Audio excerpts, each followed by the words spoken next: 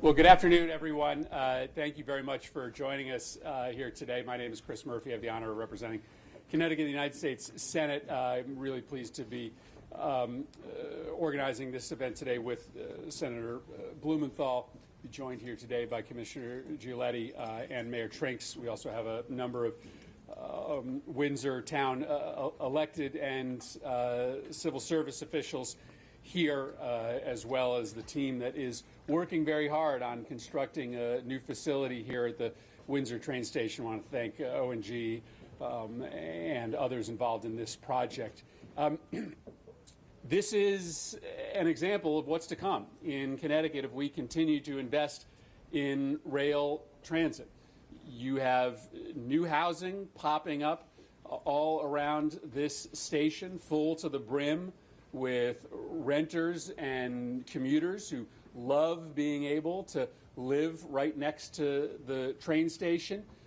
As we continue to build new facilities, as more trains use this line, you will see more residential development, you will see more commercial development, you will see more companies from all over the world be interested in coming here to Windsor.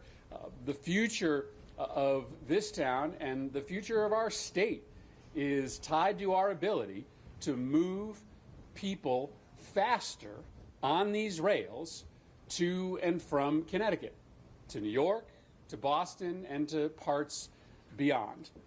That's our future.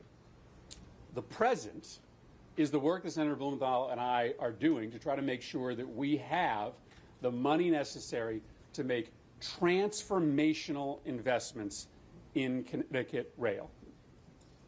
The time for incremental changes to rail quality is in the past. We need to be thinking big right now. We need to be thinking about dramatically lowering the amount of time that it takes you to get from Hartford to New York City. We need to be thinking about dramatically increasing the number of trains that come through here every day. Our economic future relies on it. So Dick and I have spent most of this last week in intense conversations with our colleagues, with the White House, and with the Department of Transportation, making the case that if we are going to spend $4 trillion on an infrastructure bill in this country, we better get high-speed rail for the Northeast. We better fundamentally change the experiences of commuters, the experiences of businesses that use the rail line here. The bipartisan agreement that several of our colleagues reached, supported by the President, envisions about $30 billion being dedicated to rail in the Northeast. Now, that's a lot of money.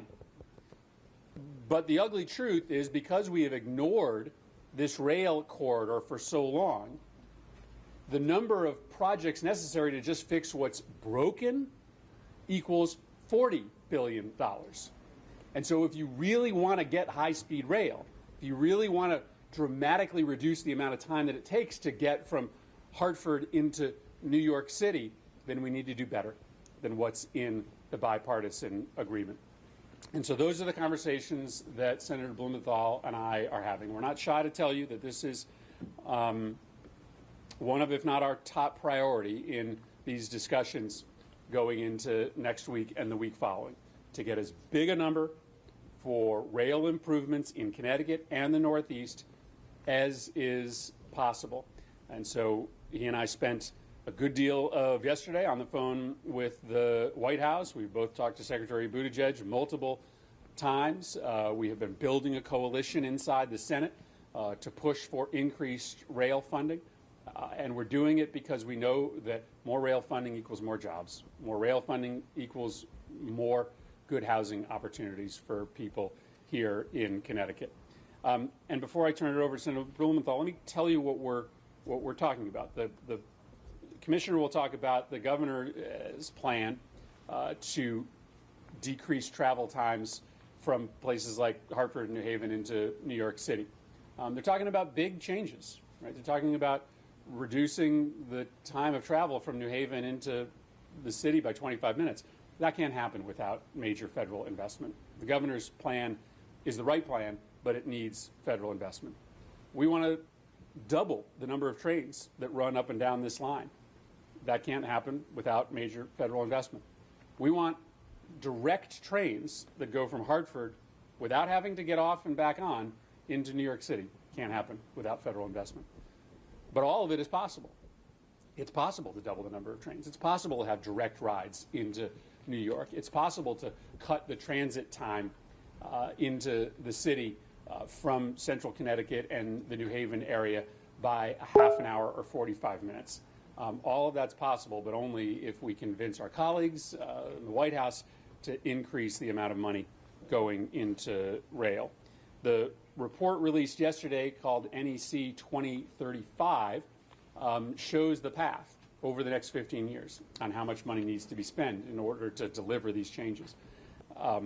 Over the first 10 years, the number's big, about $90 billion, but we're going to put the press on our colleagues and on the White House to get to that number or as close as possible so that we can start investing in the governor's plan and we can start dramatically changing the experience that people have on the rail line. This is something that we've been envisioning for decades. The rest of the world has left us behind. Almost every other high-income nation has high-speed rail.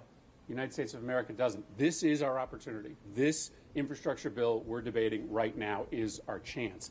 And what makes it so exciting to be part of this delegation is that we work together. We don't make decisions by ourselves. And so Senator Blumenthal and I have been working this issue hard, and I want to introduce him to say a few words about our effort.